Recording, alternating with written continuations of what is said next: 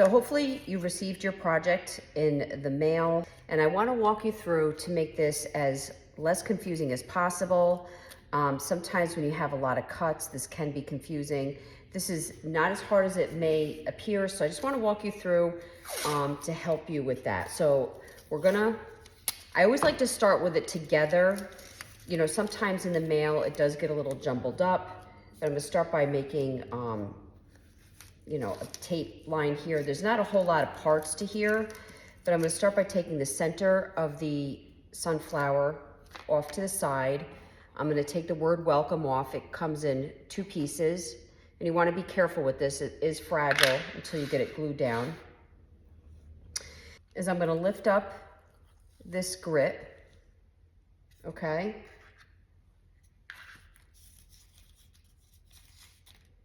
And then I'm going to move the pieces. So I'm going to take it off, and all you need to know is that it's in the same line.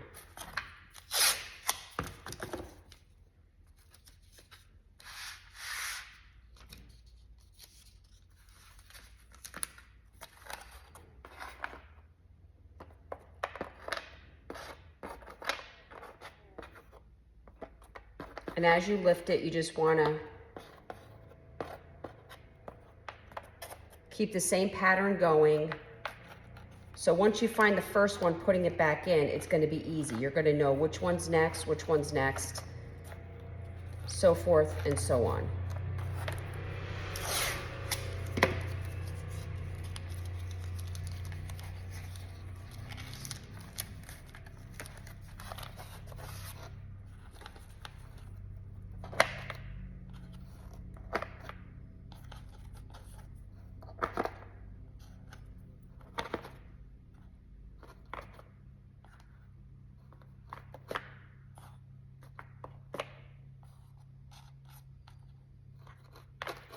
Because these are all going to be the same color.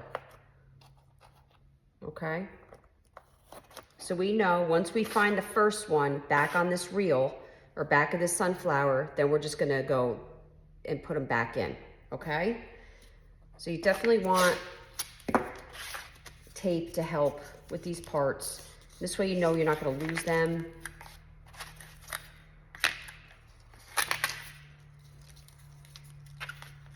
I'll put the center,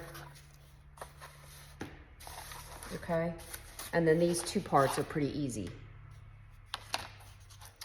So the first platform you're going to paint in Snow Owl. You're gonna want some dabbers. If you don't like the textured look, you're gonna want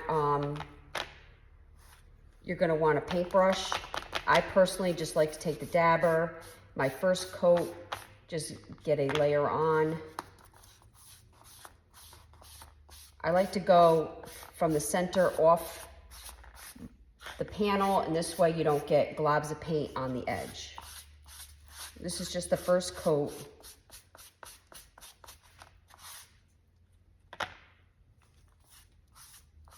And this is Snow Owl.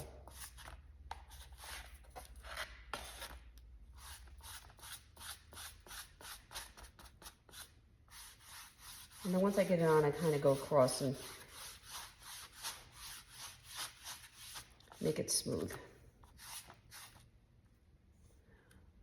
And I'm just gonna set this aside.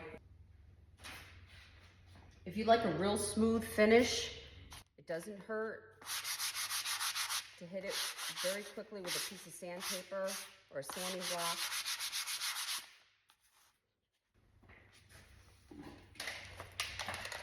In between your coats. I don't do this with all the pieces, but sometimes if I have a big surface like this, then I go in with my second coat. You can either swipe it over or you can do dabbing. It's really up to you. The dabbing, I feel like you need a lot less paint, that it does leave a little bit of a texture, so if that bothers you, then you're probably gonna wanna pass over like this and do that third coat. You're gonna probably need a third coat if you do it this way. I usually show the dabbing, so I'm just gonna finish it this way so you guys can see both.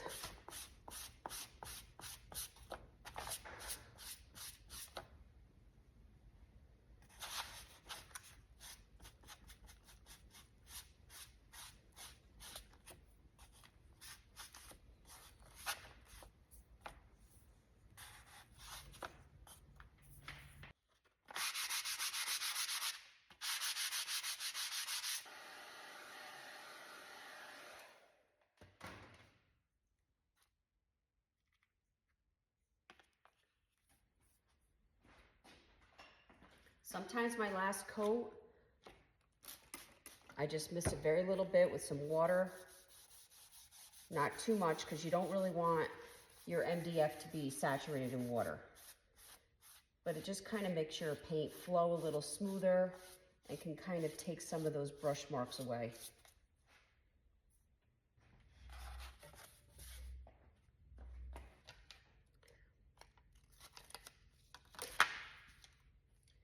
Then I'm going to go to these two pieces, and these are going to be black.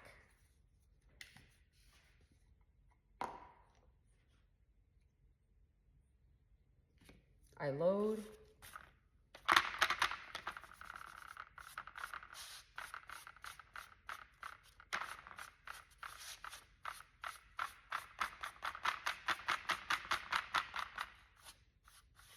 You do want to be gentle. You don't want to be breaking any of these grates, so you just kind of want to be very gentle getting the black on.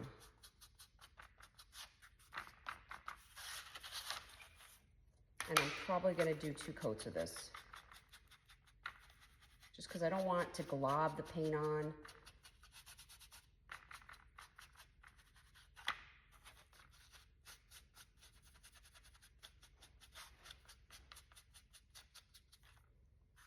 And I don't want to be too aggressive, because these grates are very thin and fragile. Okay, so that's my first coat. I do the letters. I'm going to load, unload. And this I'm just going to do the dabbing motion. You get better coverage, and you don't get any pools of paint.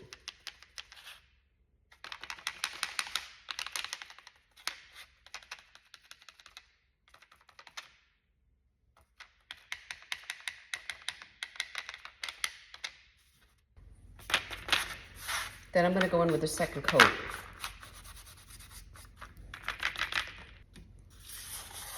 I'm going to lift this whole thing up and put it aside to dry. Okay. This is going to be black, so I'm going to continue with that black dabber and take care of this outside portion of the sunflower.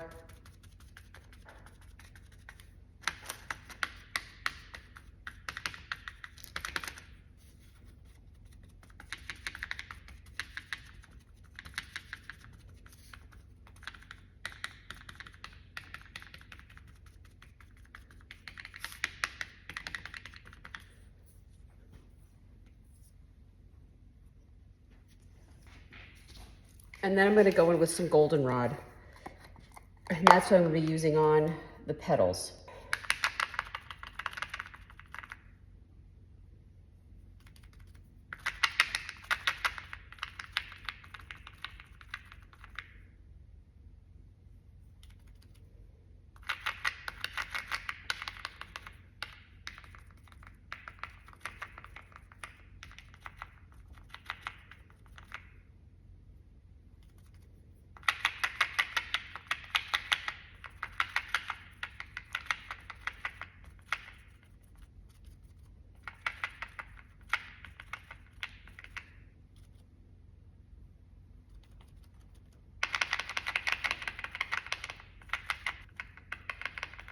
Okay. I'm going to do the second coat on this exterior part of the sunflower. And then what I'm going to do, I'm going to take my goldenrod, once everything's dry and I don't have to do a second coat, I'm going to take my goldenrod dabber and I'm going to mix it in the black. And it's going to kind of make this grayish green tone. And that's what I'm going to do the center with. Just so it's not so much black on black. Just kind of changes that tone just a dab, just a tad. Okay. And then I'm going to go back to the black and just do a very little bit.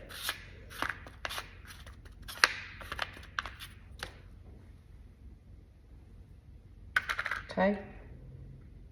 Like that. So now we're going to be ready to glue everything together. So what I like to do, just so I make this really even, you really want to know where your center is. And it's these two lines.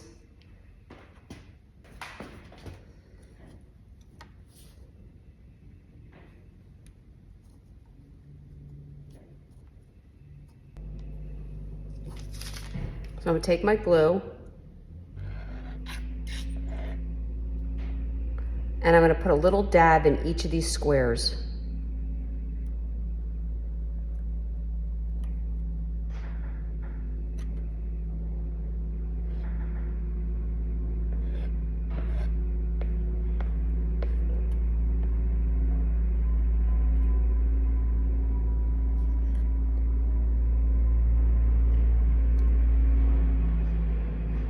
Okay. Now I try to keep everything floating till I feel like it's pretty even.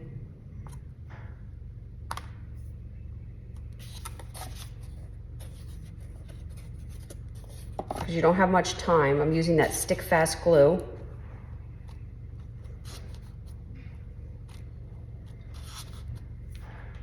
Okay. Then I'm going to go to this part. And you're just going to turn it until you know that you have everything lined up. Okay.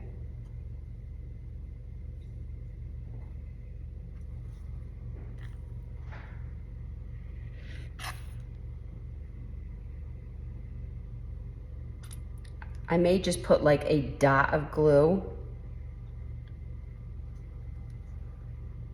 in a couple spots on the edge.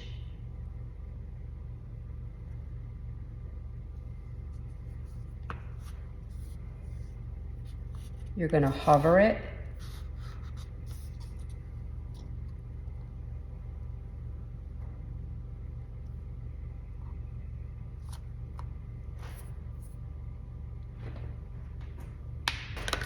And I like to have Q-tips in case you get glue anywhere. You can wipe it right up.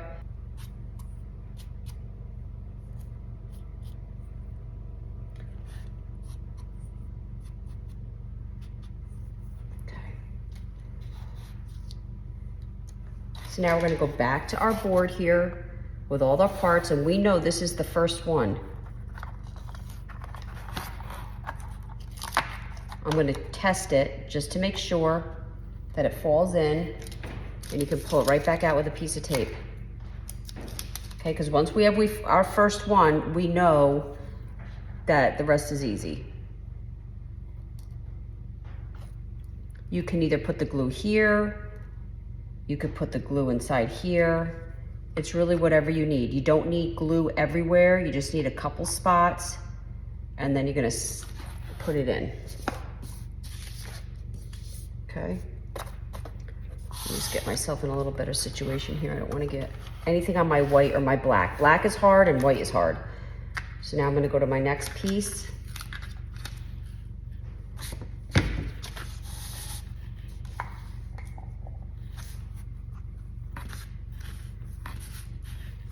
Get my glue.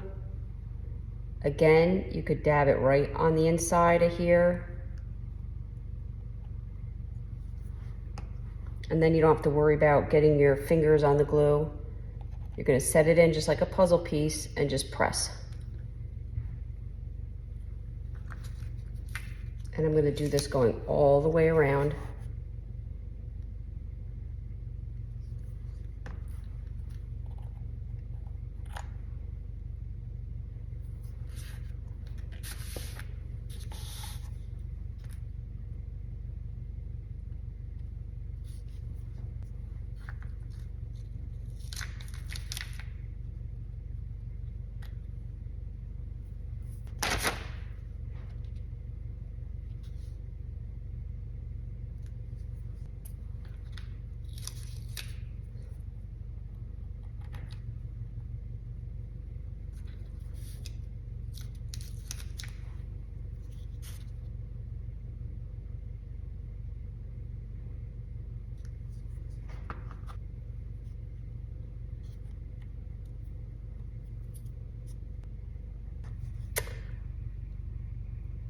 This worked out really well for me, having my pattern already placed on my tape and putting it around. It was just very easy. So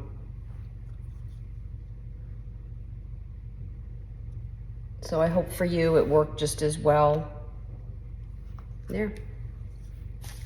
I am so happy with this. I think this is so pretty. Okay, so we're getting down to the nitty gritty. Here's my center of my sunflower. You can put your grate however you want. I'm gonna kind of put mine a little bit on a kitty corner. I'm gonna get some glue on my, again, you just need a little glue. You do not need glue everywhere. I just try to find 4 points and then lay it in the center the best that you can.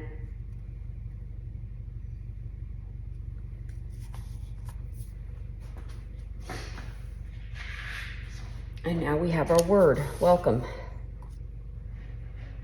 I place it down. You always want to make a plan, because once you get that glue on, you know, you want to check your sides and make sure that you have enough space. And I'm going to start with the W. Again, just find a couple spots to get your glue down.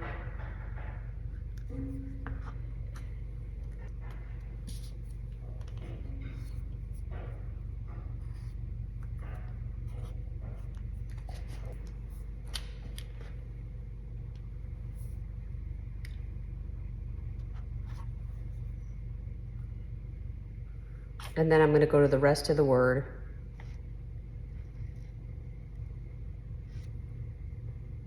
And you do want to be gentle with this.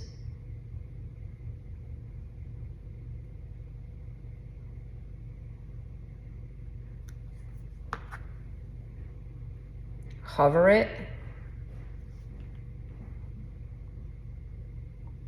And then place it down. And again, have your Q-tips.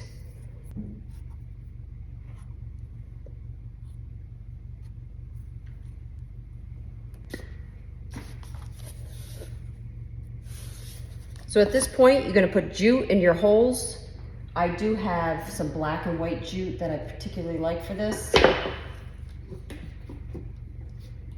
If you have colored jute, I sometimes get this right at Marshall's or TJ Maxx around the holidays. So how I do mine,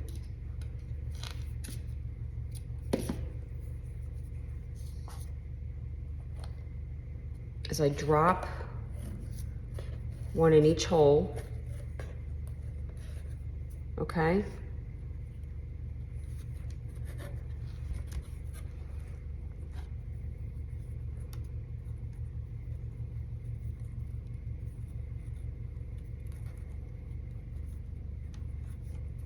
I tie a knot in the back.